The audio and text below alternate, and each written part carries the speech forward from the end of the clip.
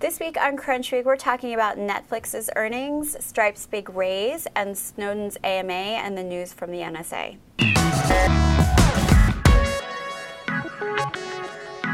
Hi, I'm Leena Rao. Welcome to Crunch Week. I'm Ryan Lawler. And I'm Alex.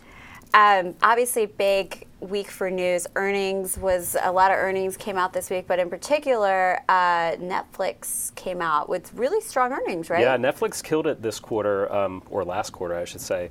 They added 2.3 million new domestic subscribers, that's the number that everyone looks at every quarter, which was above expectations. They also beat their actual, earnings expectations, which is kind of rare. I mean, they generally tend to.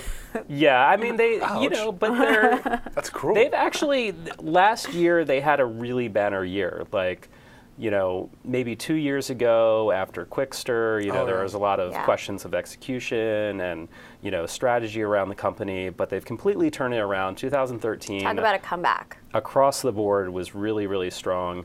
And their stock was up like 20% after their earnings report. So big quarter for them. But there was a caveat to all this in their earnings release. There was a warning, essentially based on a new government ruling.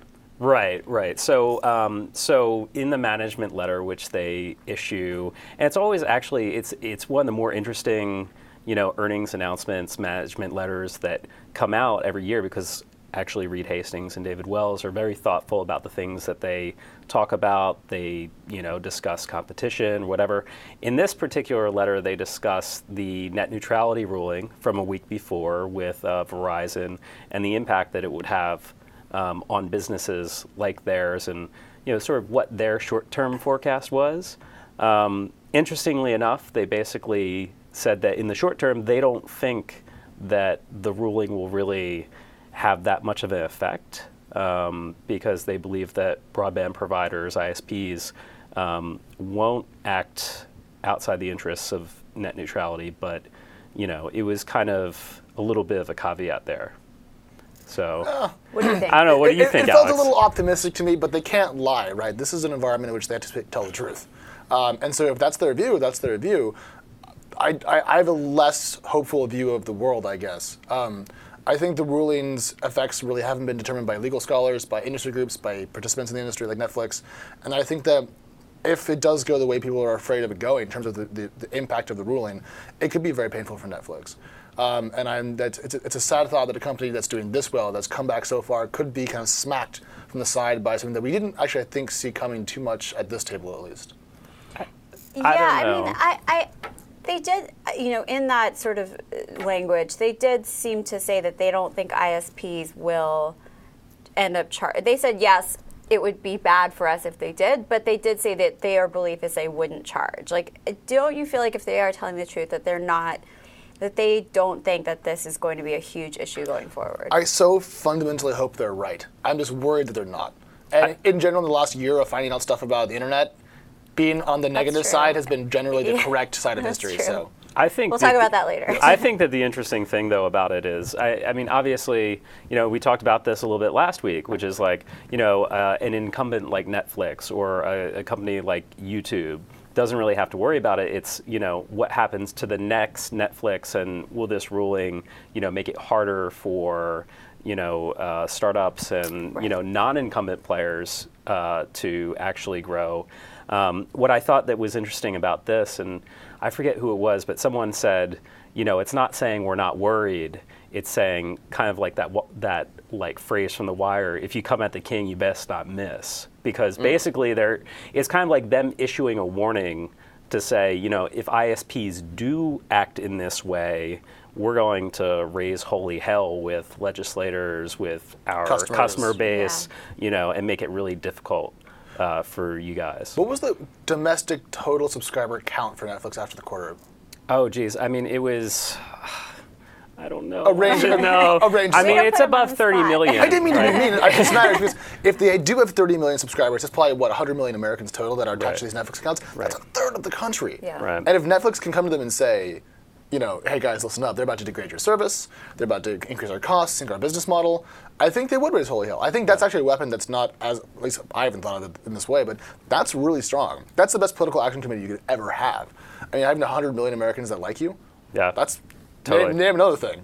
Yeah. Pepsi, Yeah, exactly. Well, we'll definitely see how that plays out in the future and what happens with the rulings and clearly it sounds like 2014, this is going to be a topic we're going to be talking about a lot more. For sure. I want to move on to Stripe, Yes. payments company, definitely like kind of one of those startups that everyone seems to love in like the TechCrunch development community, raised a big round, $85 million at a $1.7 billion valuation.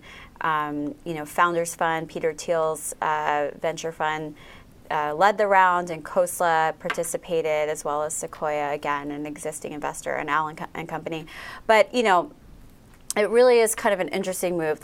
First of all, the company is now $1 billion company, so it's crossed into that stratosphere. And then also, PayPal just acquired Braintree, a competitor to Stripe, for $800 million last year. And so certainly interesting to see, are there going to be a few different players in the space, and seeing, Keith Rabois from Khosla, Elon Musk was a previous investor of Stripe, but then Peter Thiel, again, PayPal co-founders, this PayPal mafia invest in Stripe and not, and really bet on it against PayPal is really interesting. I love that ex-PayPal money is now funding its main competitor. Yeah, pretty much. that is Silicon Valley in a nutshell.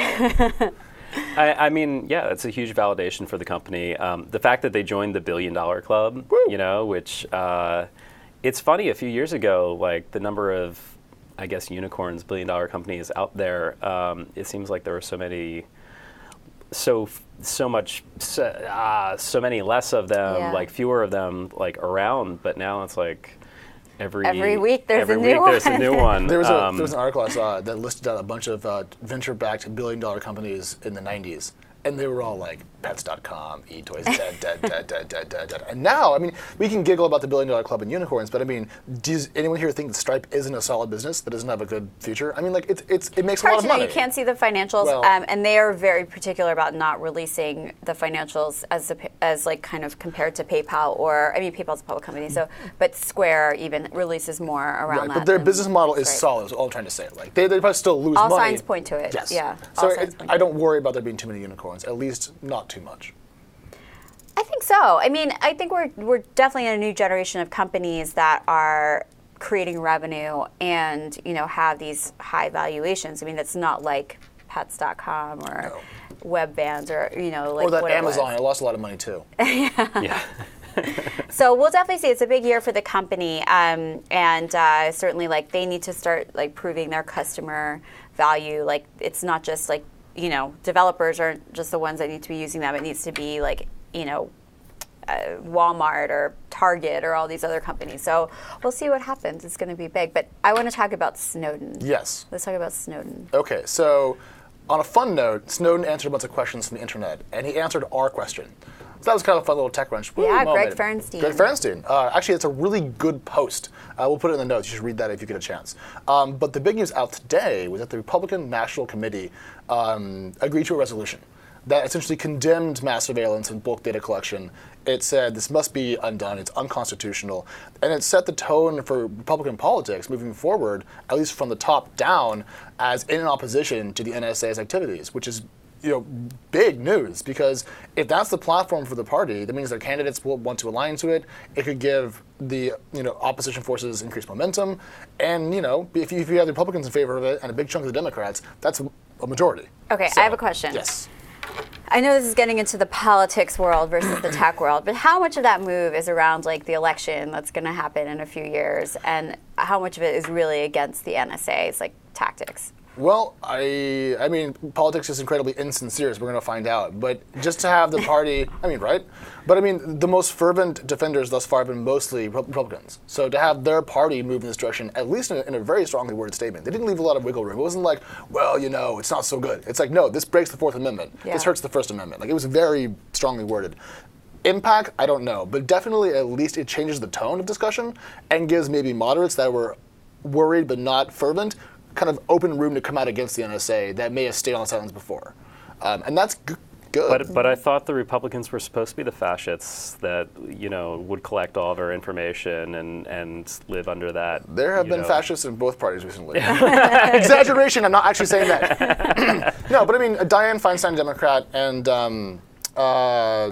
Peter King in the House, who's Republican, have been kind of the leading voices in defense of the NSA, and that's both parties. So this is an issue that's been really funnily bipartisan in both ways because it brings people together a little bit more. Like when the Amash Amendment was voted down, it was brought by Democrat Pelosi and ended up kind of killing it, but many Republicans voted for it as well. So this brings us together in a way, in a nice union of outrage, you could say. That was a terrible phrase. Yeah. What did you think of Snowden's response to Greg's question? It was, it was long. It was several paragraphs, which again, it's kind of cool. But I think it was correct. I mean, the answer wasn't something that we hadn't heard before. That's more just a cool note that he responded to us specifically. Yeah. I think it's weird since he kind of came out with these leaks. He's been so remote. He hasn't talked to many people. He stayed very kind of behind the scenes. And so for his first real public foray, I think he did a fine job. Why do you think he came out now? Or why did he come out now? Was it ever explained? I think that for the longest time, this is me guessing, I think what he wanted to do was make sure the story didn't become about him, because then he would appear to be a fame whore. So I think by kind of being in the background and helping Greenwald and et al. Produce the news, he made sure that it didn't become sidetracked. And now that a lot of stuff has come out, we're making progress politically, this stuff happened today, I think he probably feels a little more comfortable to come out and just be more of a public face, now that it's not like the brand new start of the revelations. That's my guess. It could be flat wrong, but I don't know. Wow, certainly a topic, again, like net neutrality that we're going to be revisiting a lot in 2014. But that is all the time we have for today. Thank you so much for joining us, and tune in next week. Bye-bye.